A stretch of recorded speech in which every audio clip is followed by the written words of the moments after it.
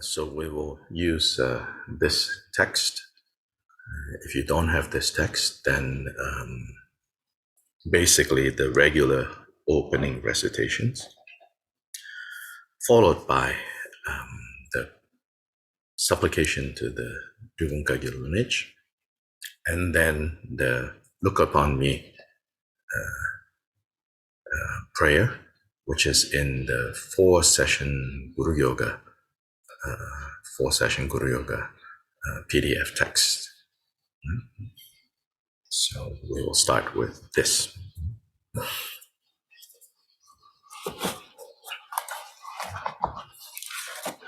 So for this pecha, we start at page 73.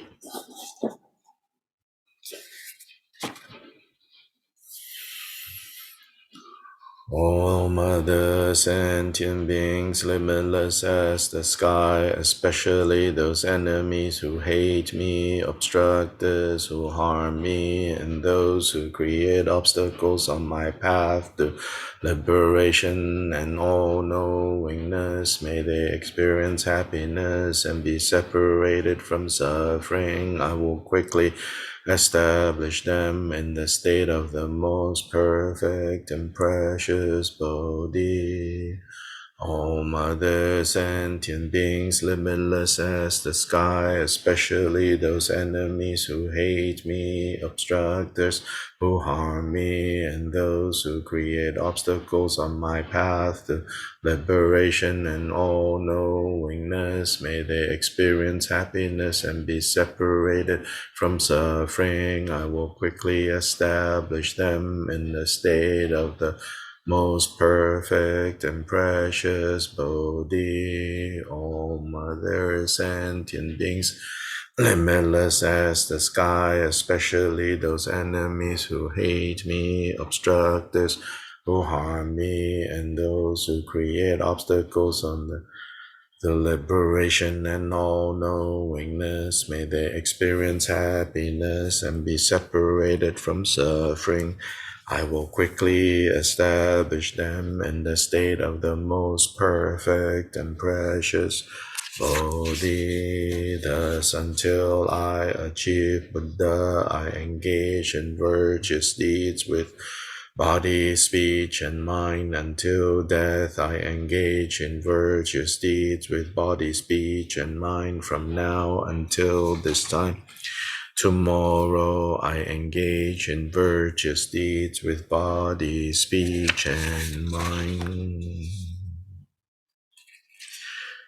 In the Buddha, Dharma, and Sangha, most excellent, I take refuge until bodhi is reached by the merit of generosity and other perfections. May I attain Buddhahood for the sake of all wandering beings. In the Buddha, Dharma, and Sangha, most excellent, I take refuge until bodhi is reached by the merit of generosity and other perfections. May I attain Buddhahood for the sake of all wandering beings. In the Buddha, Dharma, and Sangha, most excellent, I take refuge until bodhi is reached.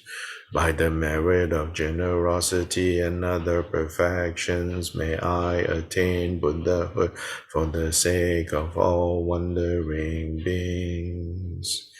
May all mother sentient beings, limitless as the sky, have happiness and the causes of happiness.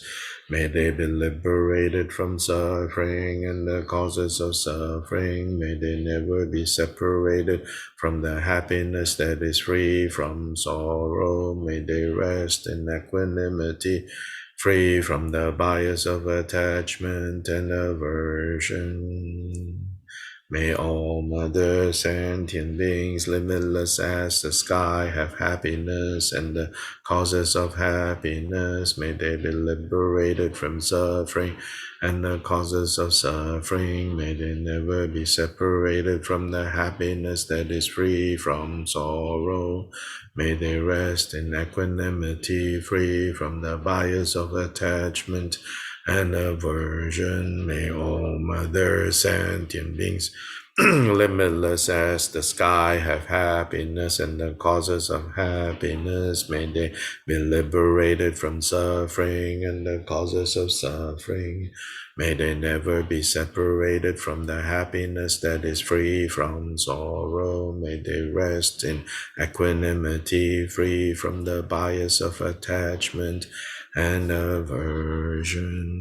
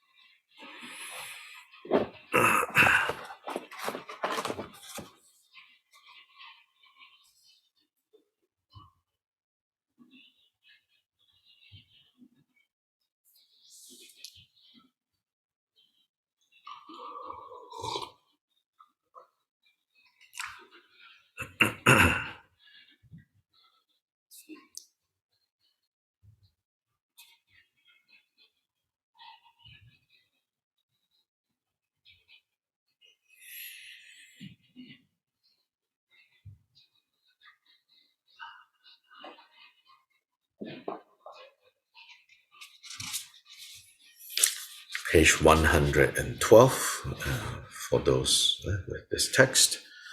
Otherwise, in the 4-session Guru Yoga text is, I believe, page 12.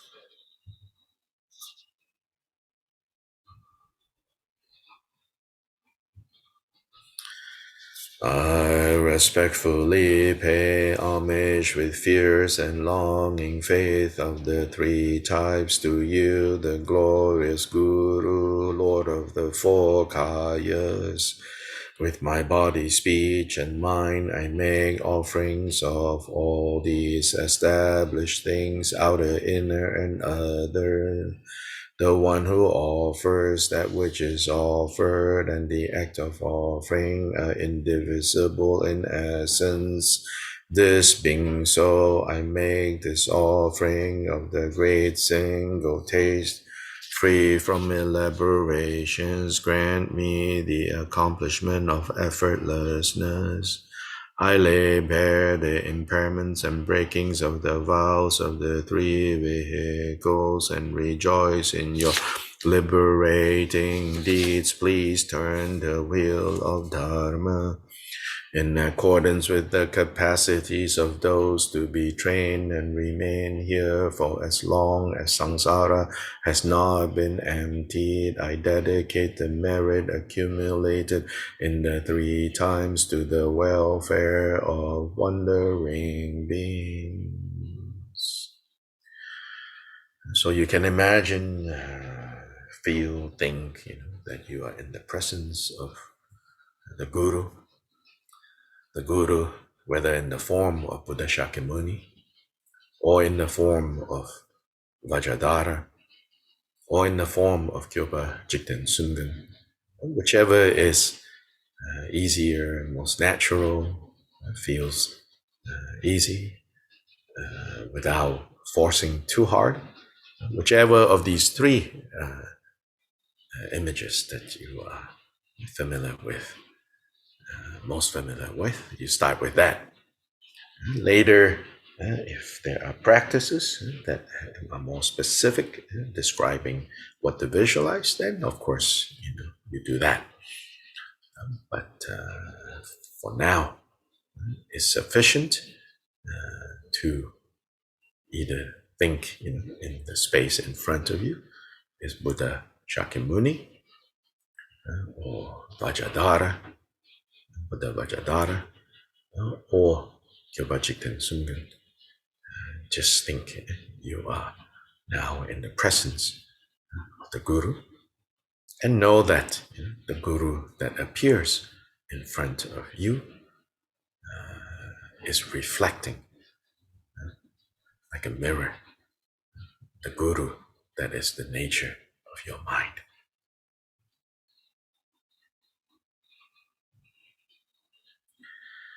So coming into the presence of the Guru, we then supplicate the lineage.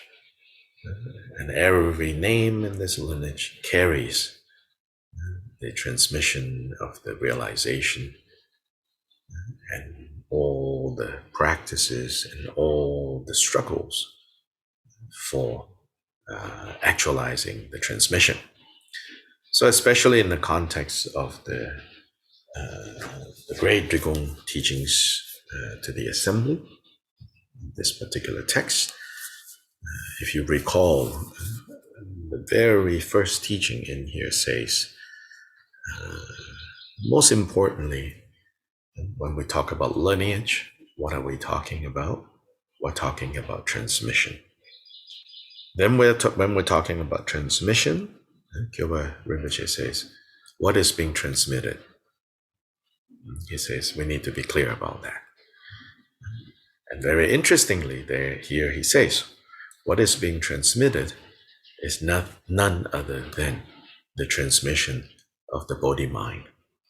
The Bodhi mind or Bodhicitta in its two aspects of relative Bodhi mind and ultimate Bodhi mind.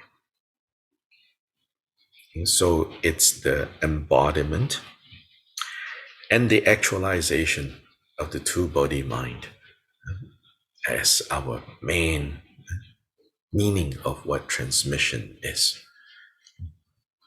What we are receiving is this transmission. And think of this transmission like in the Zen tradition. They use this metaphor of like the transmission of the lamp.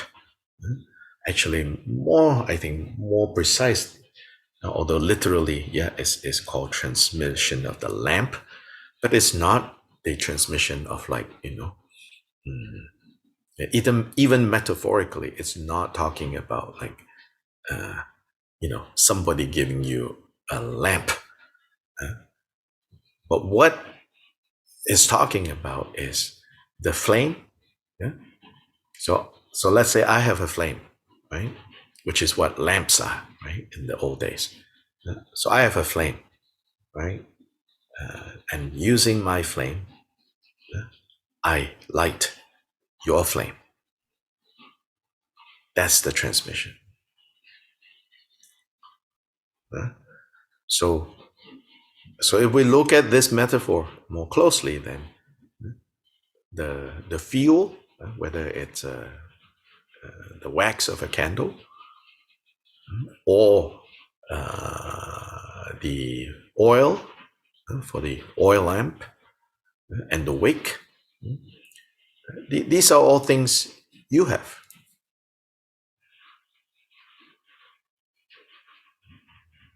These are things that you already have. What you don't have is the flame.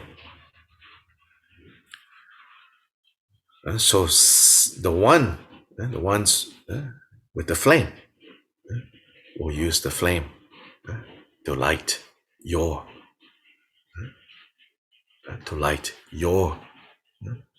wick.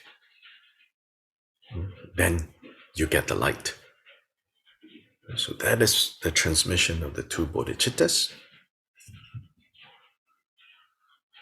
meaning the capacity to become Buddha, the capacity to have light, the capacity to be awakened, to be enlightened, is something that you already have. What you need is this transmission of the light, of the flame. So the gurus of the lineage passing down this lamp, passing down this flame from generation to generation to generation. So next we're going to we supplicate, we pray to, we ask for. To pray is to ask. So we have to be skillful with what we are asking. We are asking for this light to be passed down to us. We're asking for this flame to come light our wick so that we can nurture this flame, make it bright and strong, so that we can also use this flame to ignite, to brighten someone else's life, someone else's situation. So this is what transmission and lineage is talking about.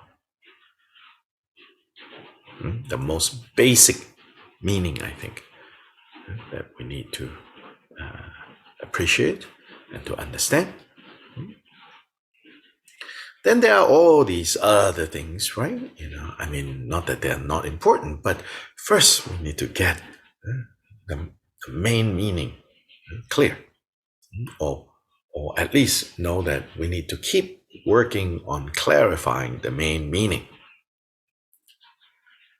Then things like, for example, whenever we talk about lineage, when we talk about the guru, the role of the guru, the goal of the disciple, right? You have things like Samaya enters the picture.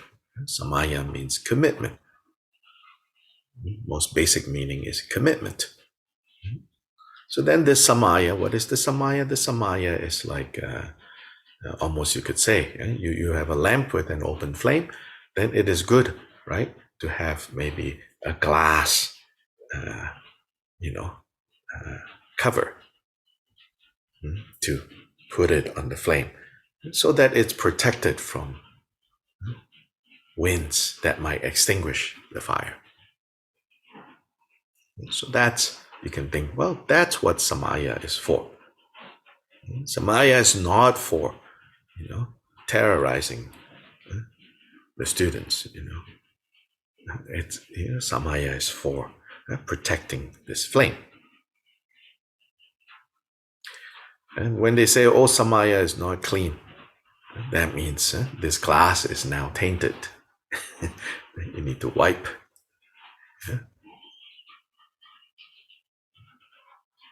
So many other things then can come about how to protect this flame and how to continue to feed this flame. If your wax is running low, you need to get another candle with a wick, with a wax, and light this flame and keep, right? If your oil lamp, the oil is running low, you need to add, right? So that's merit. Merit is like the wax. It's like the oil for the oil lamp.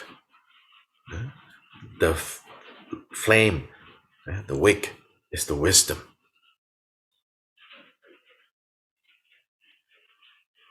So the wick, the wax, the fuel, and the flame that comes from someone else, when those conditions come together, then we have awakening, we have enlightenment.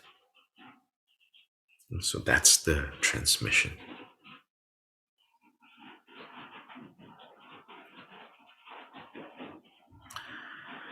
I supplicate you, the Dharmakaya, great Vajradhara of the sixth family. I supplicate you, the 85 Indian Mahasiddhas. I supplicate you, Tili Pranya Bhadra. I supplicate you, Naronyana Siddhi. I supplicate you, Marpa Lodra of Lodra, the translator. I supplicate you, Mila Shepa Dorje. I supplicate you, Dao Shonu of Dagpo. I supplicate you, the three Siddhas of Kam. I supplicate you, Dorje Gyalpo of Pagdu. I supplicate you, Jason Dorje Pelda. I supplicate you, Supreme Refuge, Jikten Sumgön. I supplicate you, Dharma Lord Ranashri, I supplicate you, Kenchen Sutrim Dorje, I supplicate you, Onchen Sonam Dragpa, I supplicate you, Chenga Dragpa June, I supplicate you, Chung O Dorje Dragpa, I supplicate you, Toka Rinchen Senge, I supplicate you, Samche Dragpa Sonam, I supplicate you, Chuni Dorje Rinchen, I supplicate you, Tuku Dorje Gyalpo, I supplicate you, Niani Chuki Gyalpo, I supplicate you, Shenyan Dondrum Gyalpo, I supplicate you, Rinchen Pelgi Gyaltsen, I supplicate you, Chogyal Rinchen Pelzang, I supplicate you, Rigzin Chuki Gyatso, I supplicate you, Gyawang Kunga Rinchen, I supplicate you, Jitsun Rinchen Punso, I supplicate you, Rinchen Nambar Gyawa, I supplicate you, Penchen Pelgi Gyaltsen, I supplicate you, Chokle Nambar Gyawa, I supplicate you, Tsungme Chogyal Punso, I supplicate you, Drupchen Tashi Punso, I supplicate you,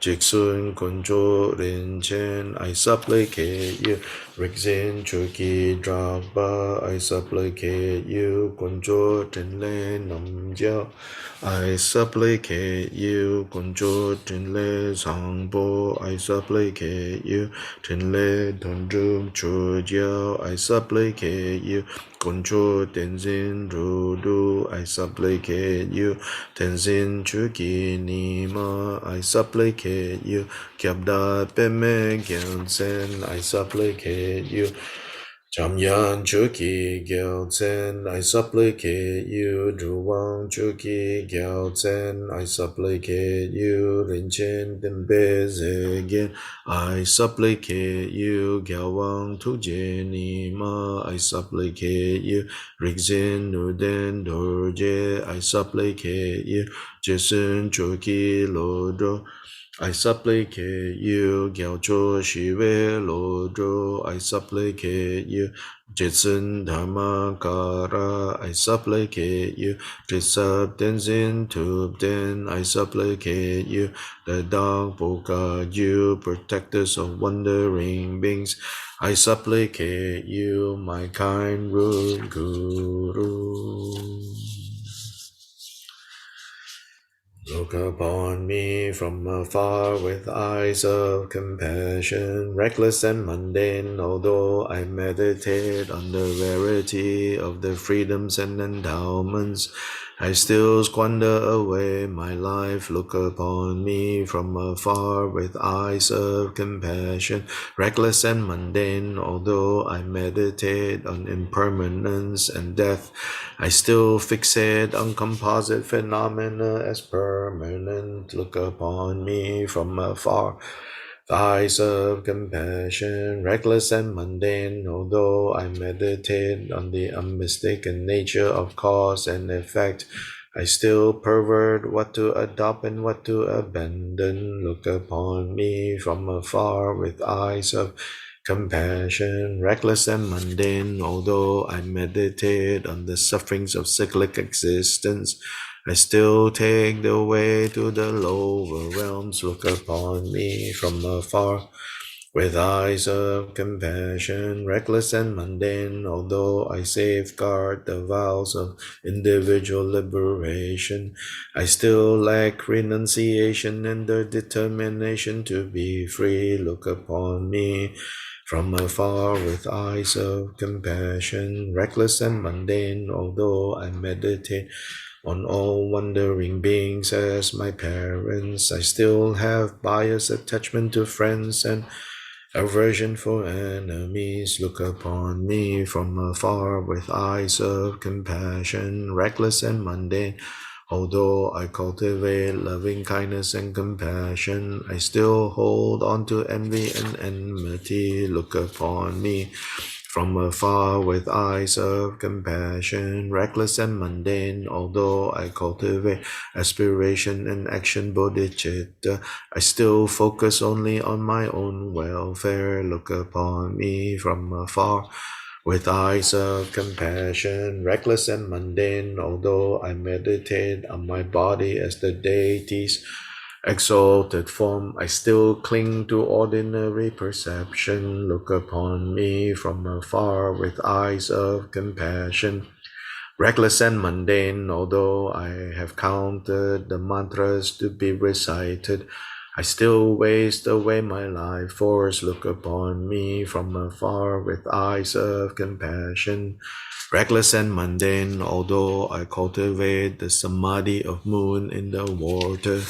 I still solidify things as real and substantial. Look upon me from afar with eyes of compassion, reckless and mundane, although I conclude by dissolving in the subsequent stage, I still purify and confess superficially. Look upon me from afar with eyes of compassion, reckless and mundane, although I meditate on my own mind as free from elaborations, I still have conceptual attitudes. Look upon me from afar with eyes of compassion, reckless and mundane, although I cultivate, not grasping at whatever arises, I still affix an artificial watchfulness.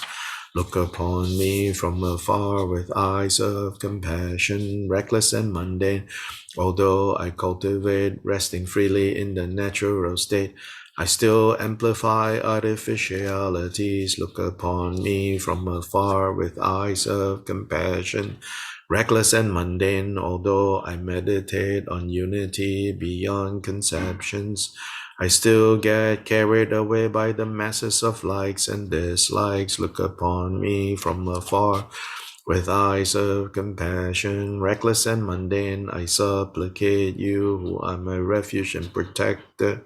In this and all other lives, physician who removes the chronic diseases of samsara, hero who vanquishes the enemies that are afflictive emotions, sun which dispels the darkness of ignorance, moon that protects from the heat of suffering, jewel which fulfills all our needs and desires, you Guru who are all-inclusive and all-sufficient, I supplicate you from the depths of my heart.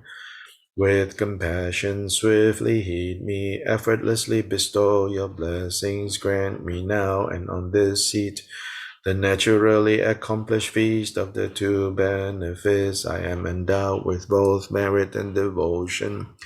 Do not leave my hopes unfulfilled, don't cast away my devotion in vain. Don't let my supplications vanish unanswered, don't be indifferent with your compassion.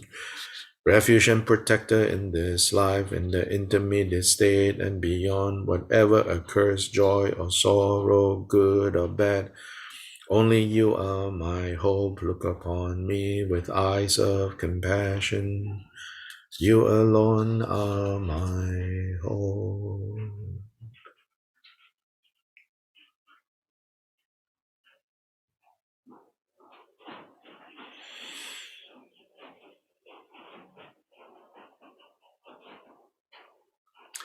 Then again, whether you have visualized in front is the Guru Buddha Shakyamuni, or the Guru Vajradhara, or the Guru Kyobpa Jikten Sumgön, any one of these.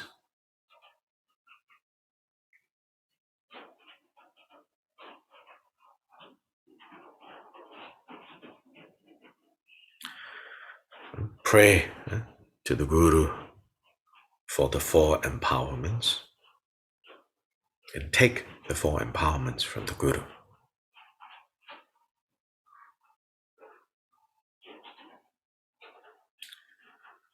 First, take the empowerment of the body. So from the crown center of the Guru, with the white Om, strong white lights radiate. These rays of white light issuing from the crown center, dissolving into your crown center. And as it goes into your crown center, it's called a crown center because from there are all these networks and passages and pathways of energy. Then from there, that white light spread into all the pathways, into the networks, and completely clearing all the blockages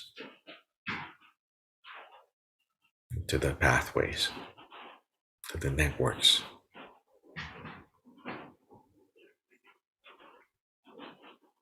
Take the speech empowerment, red light from the throat center of the Guru, shooting out and dissolving into your throat, then going through those pathways from the throat center.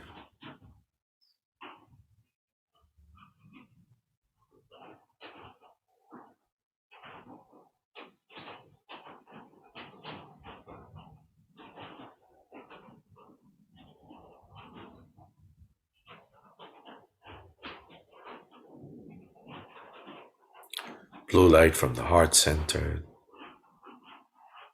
shooting out into your heart center.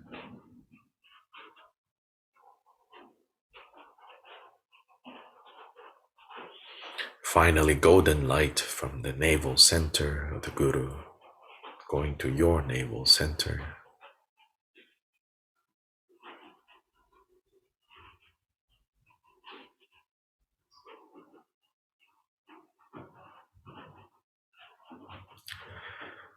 Finally, the Guru in the body of light dissolve into you,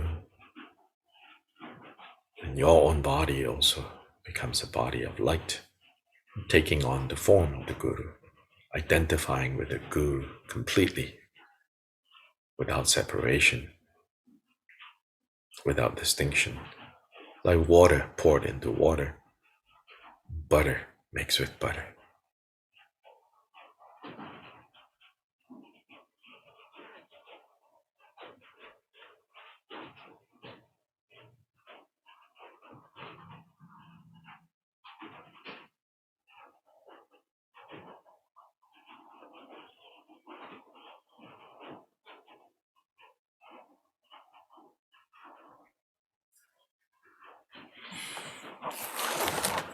Okay, just a short practice of taking empowerment. So we have to take empowerment from the Guru continuously. It's said that the Guru, the Buddha, is always giving the blessings of empowerment. So we have to take that empowerment, especially if you have received, if you have taken an empowerment before in the presence of a Vajra master, then you renew that empowerment actually on a daily basis and restore that empowerment. It's best to think of all empowerments as simply a single empowerment with many, many different aspects, many, many different deities, right? But don't think of them as separate, oh, there's this empowerment, this empowerment. Yes, of course, when we receive, there's this empowerment, this deity, this name, this color, this mantra, but all of that should be understood as a single empowerment. And it is this single empowerment that finally, the final empowerment is the realization of Buddhahood with this body, with this mind, in this lifetime. And so then all the empowerments of the different types, different lineages, even different forms, different colors, different mantras, they are all a single empowerment. And all the different Vajra masters that presided over these empowerments, they are all aspects of Buddha Shakyamuni. And directly, we are blessed by the power of realization, which is the twofold completion of merit, which is compassion, and wisdom, inseparable. That's what's empowering us. So we have to understand empowerment in this way.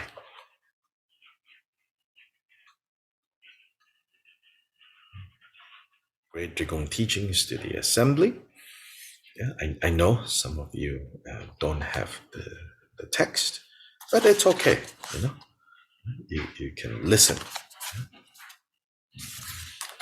So now the 12th teaching.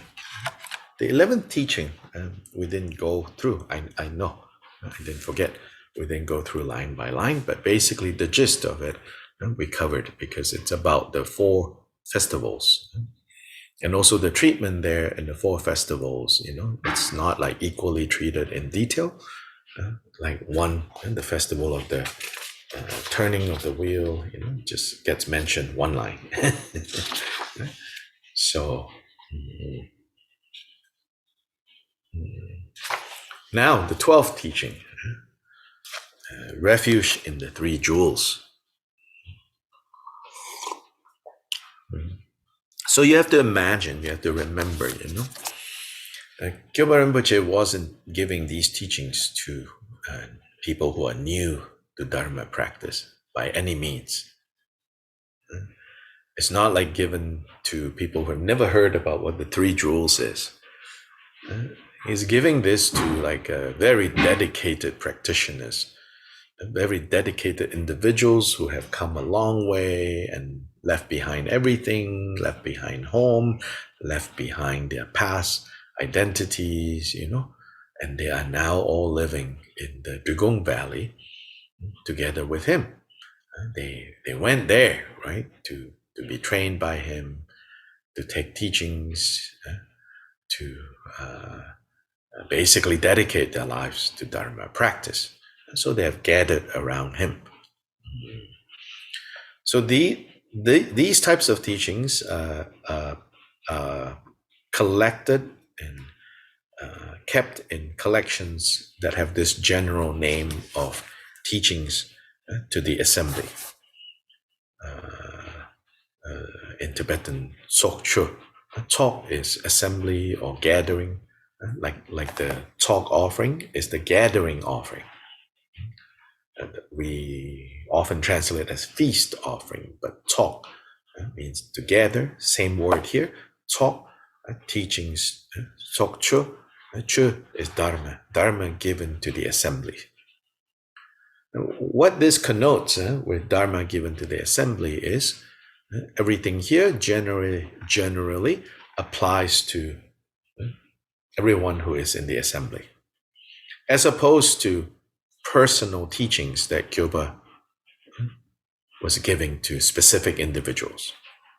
So like in the 12-volume collection of the collected teachings of Kyobpa Jikten Sumgön, many of the teachings preserved in there were given to specific individuals. Now, of course, much of what was given to specific individuals are in some ways relevant to us, to you and me, of course.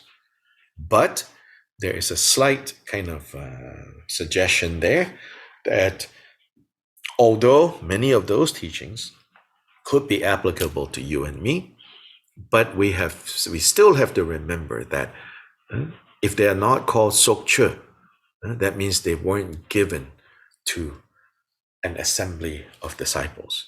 That means they were given more specifically to this or that individual.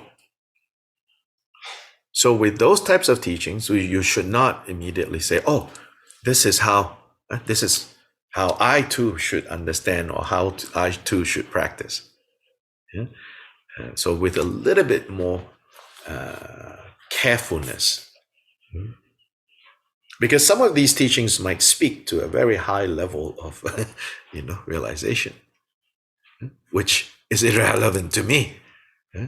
So then I might get misguided, a particular teaching given to a particular individual who is very advanced, then who am I, to, and then especially we have pride, So then if there's a particular teaching given to someone with very high realization already, and it might say things like, oh, your mind is so refined now. You can see all things, with a single understanding. And then you think, oh, I'm like that already. And then you might run into problems, And whereas these, the teachings of the assembly, they are called that because they were given to a large crowd. So this one is called the grade collection because they are bigger and smaller. This has 30 teachings in here, which I believe were given over the course of 30 days. There's internal evidence to suggest this because in some teachings it says, so like I said yesterday, like I said a few days ago. So this was probably given in a succession of 30 days. Each day, one teaching. So now we're at the 12th teaching, Refuge in the Three Jewels. So even with such advanced disciples, such advanced practitioners, Kyobpa Rinpoche reminds them of the importance of refuge in the Three Jewels. The precious teacher taught the following. The intended meaning of all teachings given by the Tathagata is encompassed by refuge in the Three Jewels. Right? So he says, even though the Tathagata, the Buddha, may have given 84,000 teachings, but the main point, the intended meaning of all of these is encompassed by this notion, this understanding of taking refuge in the Three Jewels. The antidote that expands the three poisons. I think maybe some translation issue here. It's not like, it's the antidote to the, I believe, I don't have the Tibetan in front of me. I think what the translation means to say is it's a prevention, it's an antidote to the spreading of the three poisons. Yeah, it's not the antidote that helps you spread the three poisons. Then they're not very useful to take refuge. Yeah? So this is the antidote to the spreading of the three poisons. In other words, it will stop the spread of the three poisons. Yeah, the three poisons be ignorance, attachment, and aversion. Okay, now to explain. It is through these three afflictions, meaning the three poisons, that we drift around in samsara, this ocean of suffering. So these three poisons, ignorance, attachment, and aversion, cause us to drift around purposelessly in this ocean of suffering. Their root is clinging to a self. Where there is no self of this kind, we cling to an imagined self of this kind. So clinging to such a self. So now quoting the Indian Dhammakirti. There's a great Indian master known as Dhammakirti, and he wrote in the commentary on valid knowledge, he says, when there is a self, then there is the thought of an other.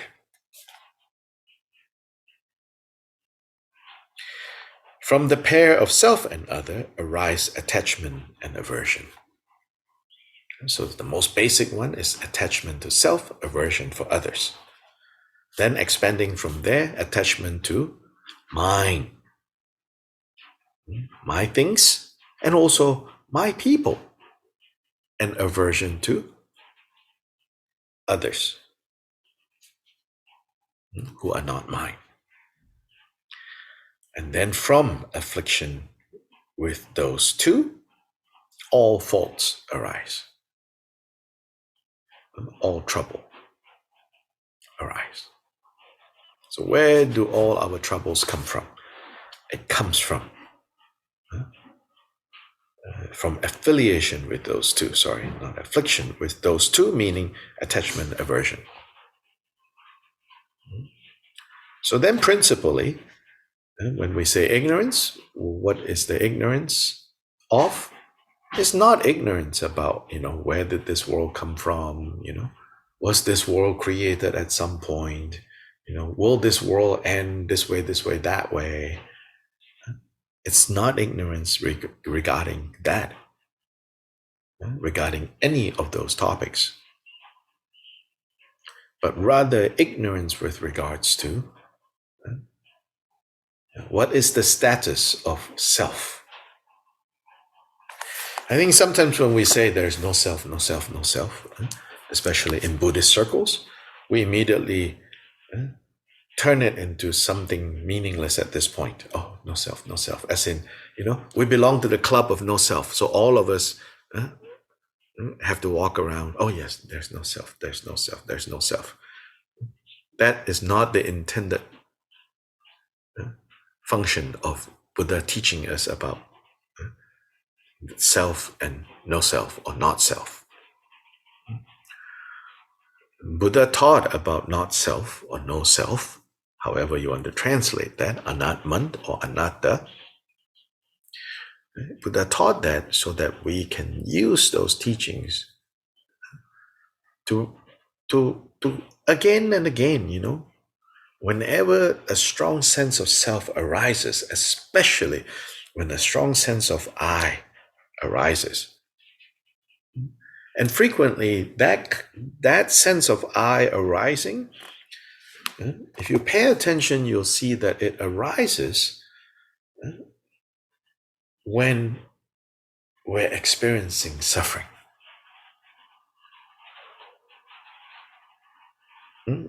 When we're experiencing suffering, when things go wrong, right? In a way, you could say that when we are happy, right? The sense of I is not very strong.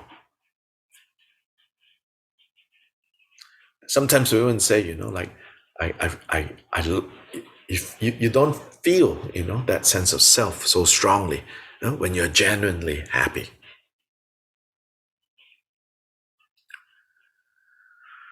Of course, there's some kinds of happiness where you also feel a sense of self, as in like, I'm so proud. But it's really in those moments where emotionally we feel like, I'm doing so well. Or, I'm feeling so miserable.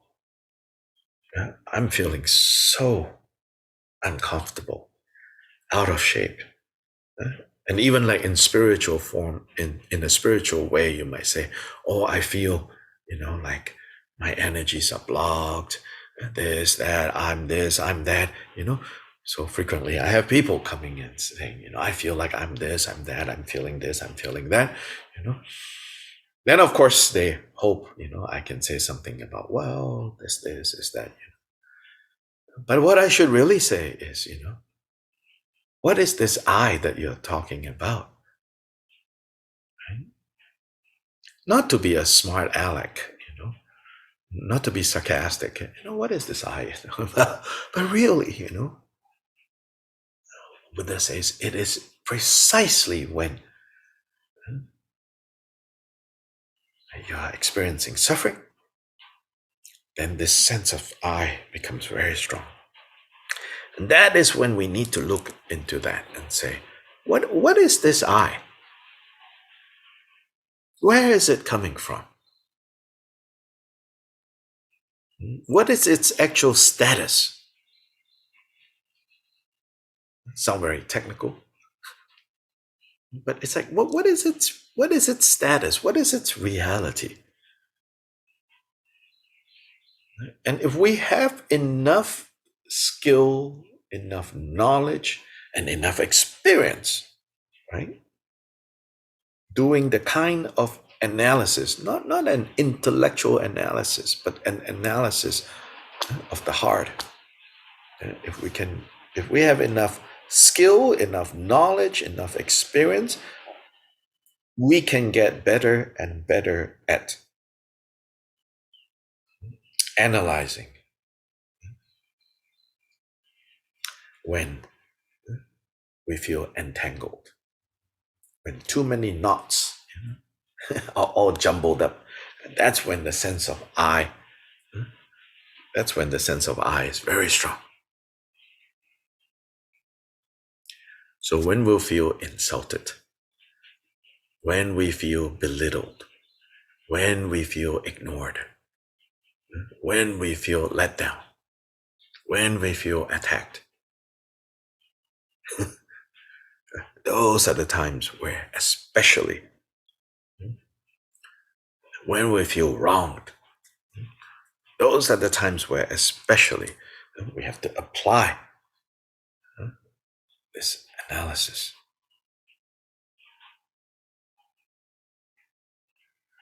Do this secretly so that people don't take advantage of you. There's that realistic level of guarding. Don't let people walk all over you. But it's not enough to don't let people walk all over you, because you may be able to prevent people walking all over you, but at the cost of you walking all over yourself.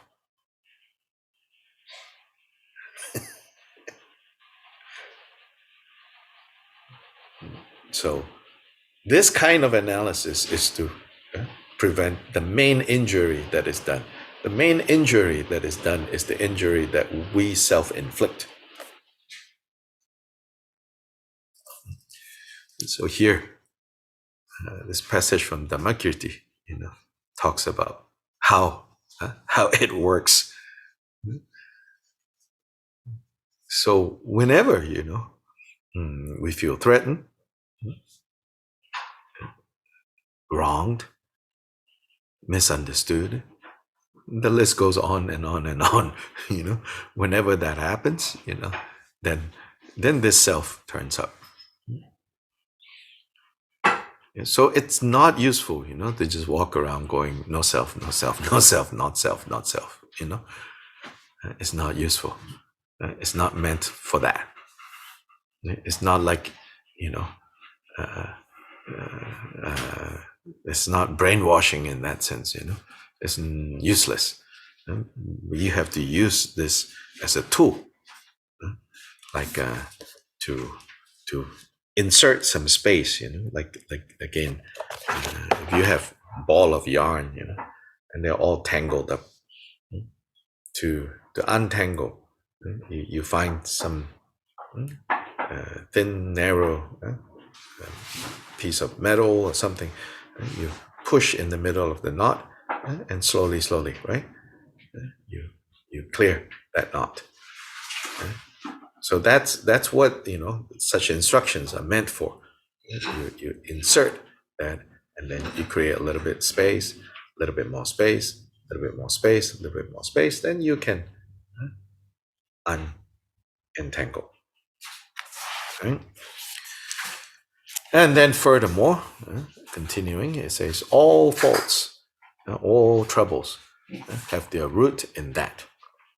And that is also the mistaken view about the transitory collection. So here, transitory collection is talking about the skandhas, the aggregates.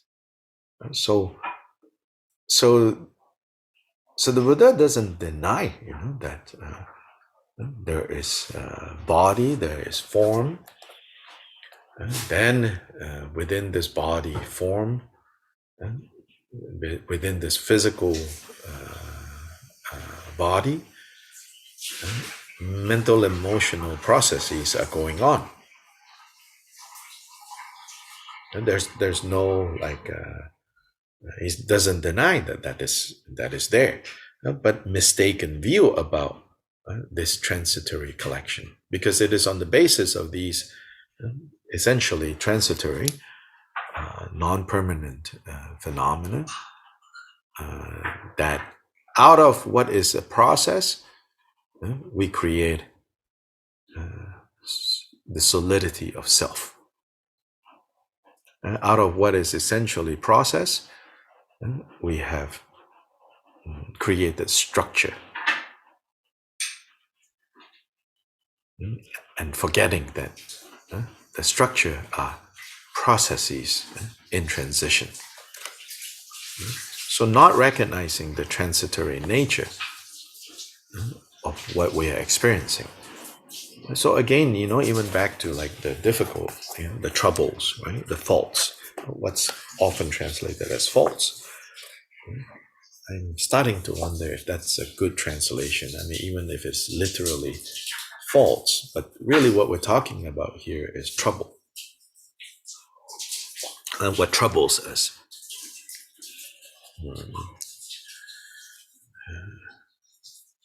So especially, when we are troubled, that is when we need to see how that feeling of being troubled, it's essentially transitory. It's in transit. Transitory. It's in transit. It changes, No one sticks around in the transit lounge for long, even though as a tired traveler, you might feel like I've been here forever. But the reality is that no. I mean, we all know that we're not going to be in the transit lounge forever.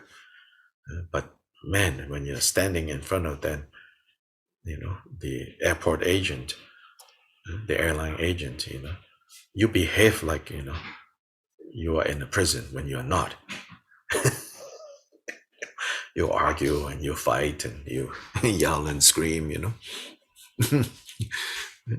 But that's the reality of, how we tend to be when we find ourselves, tied up in a knot, so to say. Then that feels like it's forever. But it's not, Really, it's not.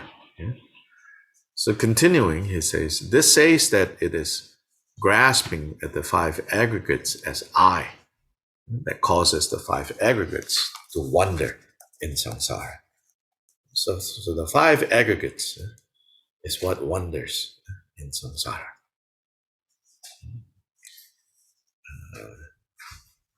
So this is a general statement, right? The five aggregates is what wanders in this state of confusion.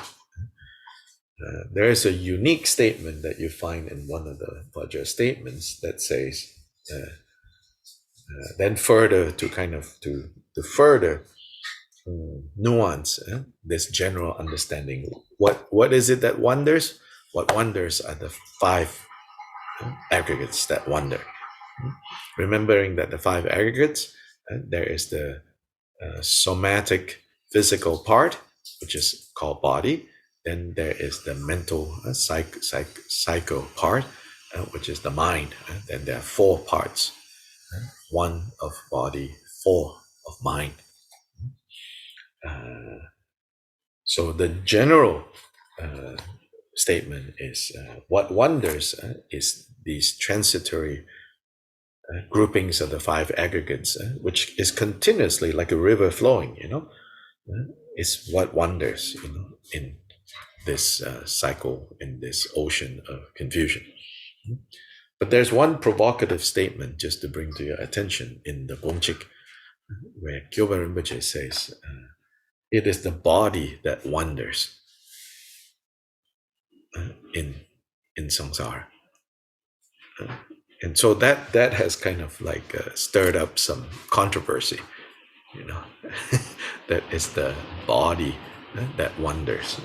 So when it says that it's the body that wanders, then it seems to be saying, it's not the mind that wanders. So anyway, we have looked into this Vajra statement in the past, and you may be able to find the particular class or recording for that, But that's a very interesting statement. I think that statement is essentially a statement that is not so much to be understood philosophically, but it's something that, through experience, you can appreciate why he says, it's the body that wanders in samsara and not the mind. I know.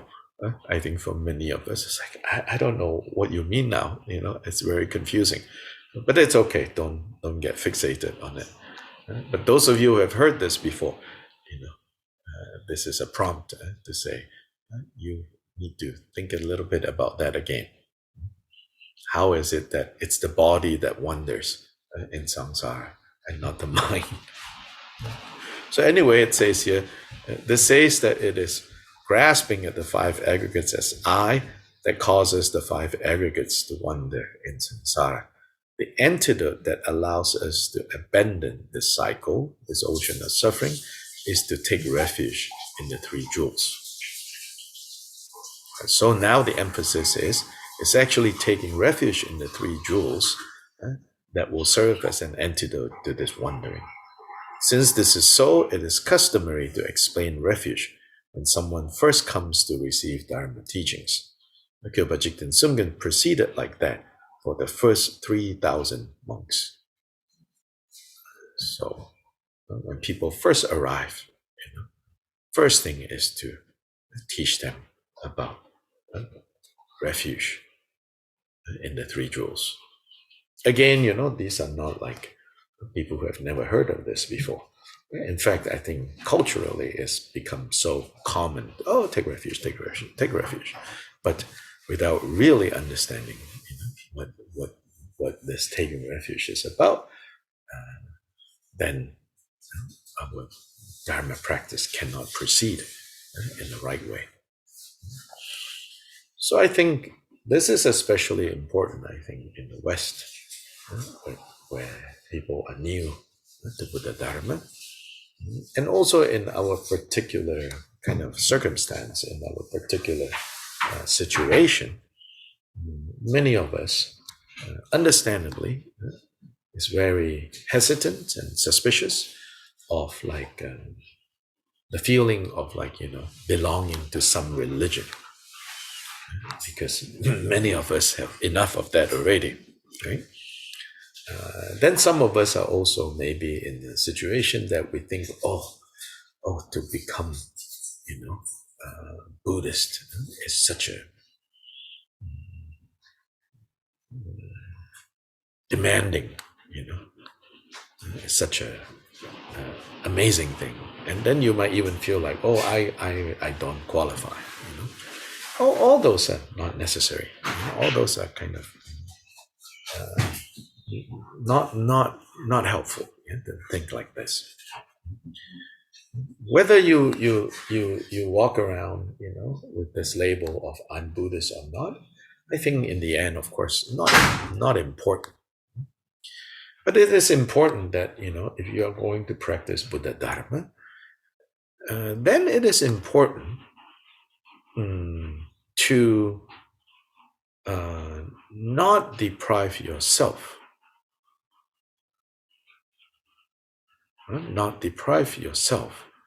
of the power and the protection that can come from meaningfully taking refuge in the Buddha, Dharma, and Sangha.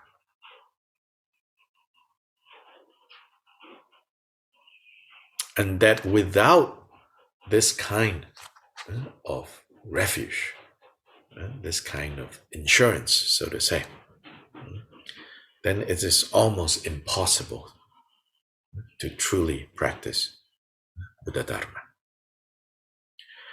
And some of us feel like, well, I just practice Dharma. I don't need Buddha. I don't need Sangha.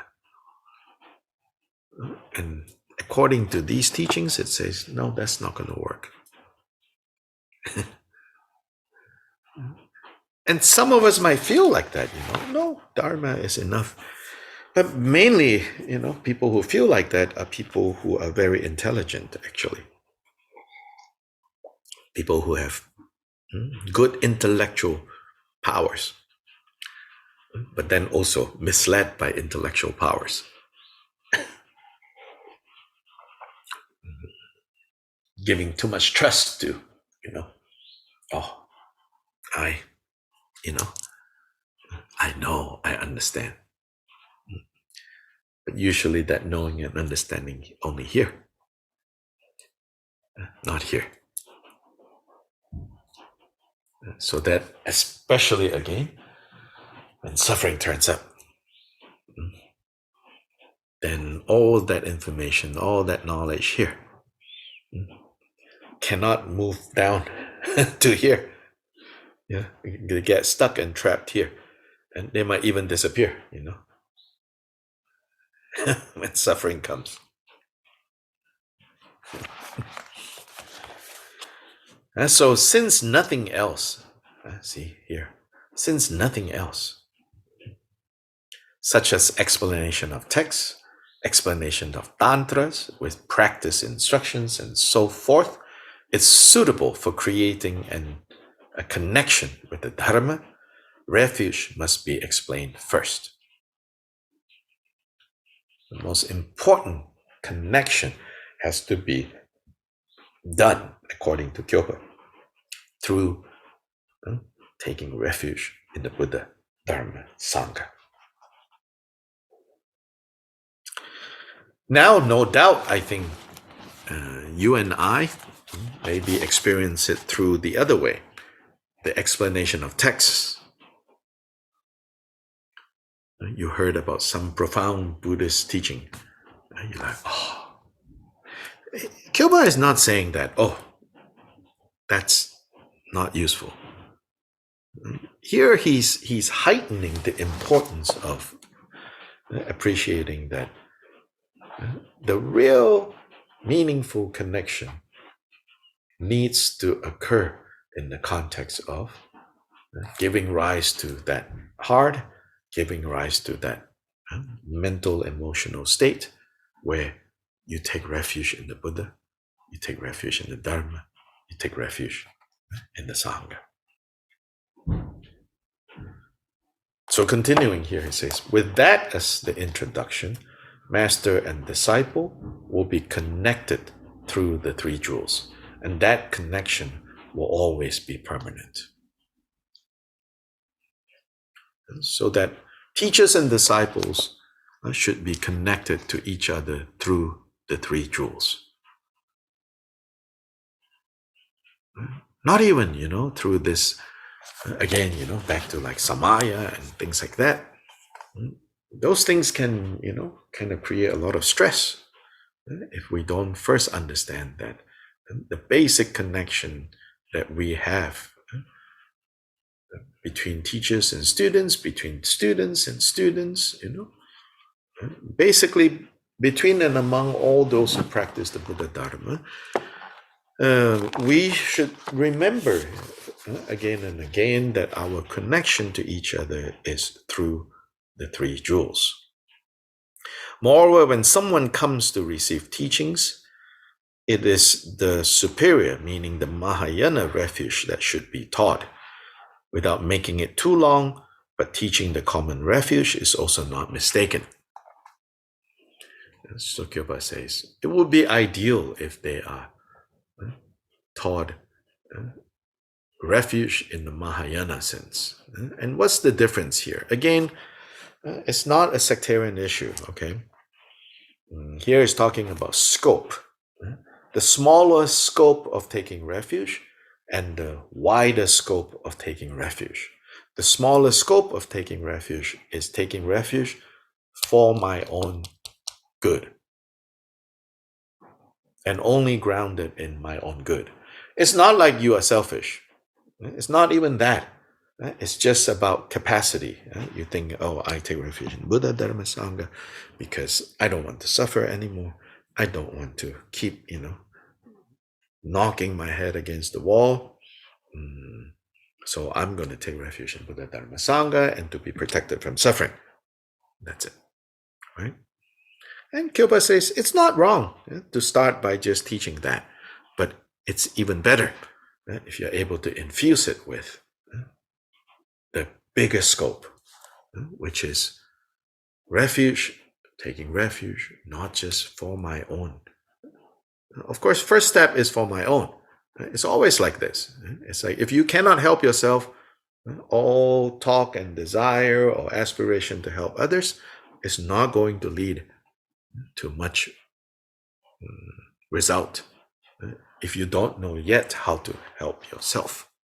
So you have to start there, and then almost following like a shadow is also, but this I do not just for myself, but for the bigger.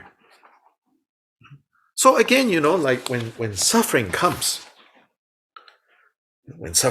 to us,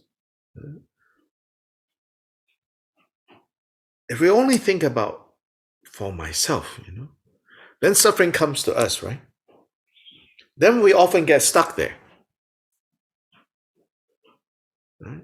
Because you can only, at that time, you can only think of yourself now.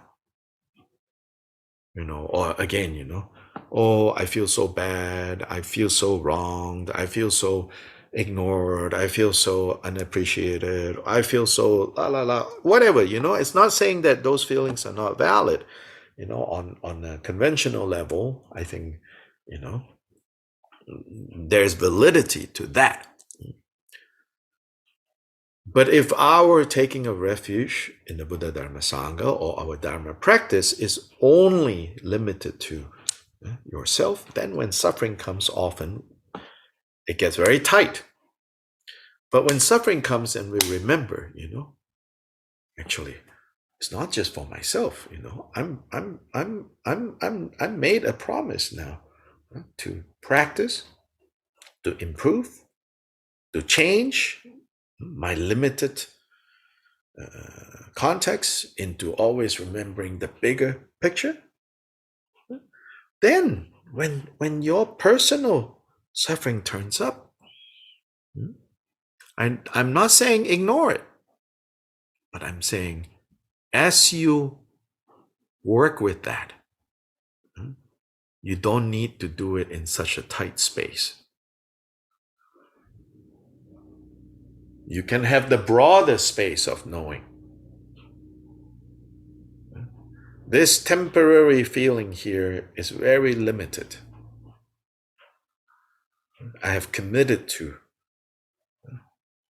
working out the suffering of all beings. What is this small thing that has turned up? So it's fine. It's okay. Saying it's fine is okay is not saying you don't give it any attention.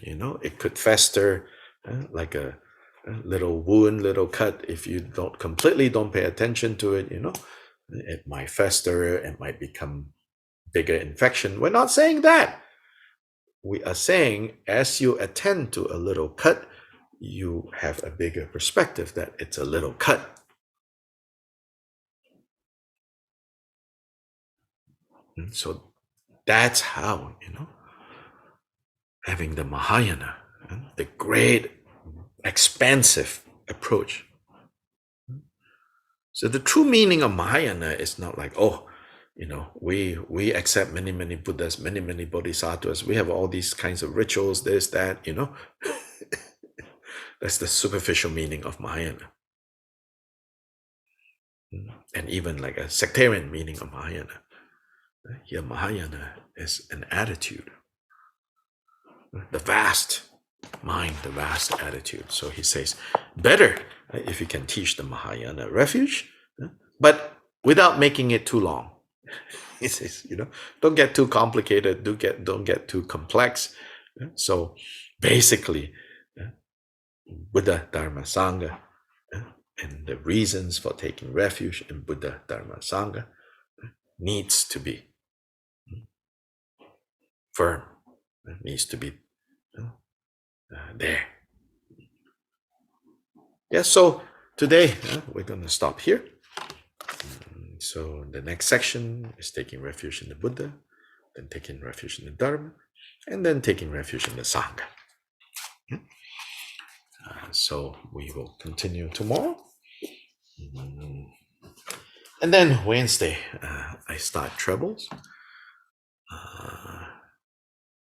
There is a possibility, maybe Thursday or Friday, we could have class, but I don't know yet. I think I said something about doing something. I don't remember which group I said to for Kyobpa Rinpoche's anniversary. But it turns out many of the people are also attending the Monlam in Northern Virginia, whether in person or through Zoom, and Gachen Rinpoche is teaching. So I should not do something to interfere with that. So we're not going to do this Saturday thing that initially I thought we should do. So those of you who are connected to Drikung Kagyu, want to do something, you should join the Monlam program that is happening in Northern Virginia. But basically, I fly on Wednesday, and I think I get So we'll see how we go. Then for about 2 weeks, I know it'll be hard to do any of this because I'll be in remote areas in Ladakh. But after that, I'll be in Malaysia. Then we may be able to do some classes during that time. So I'll keep you posted. But tomorrow, the plan is to have another session. Changju sem chorim poche ma ge banam ge gyu ge ba nyam pa me pa yang go ne gong du be sure.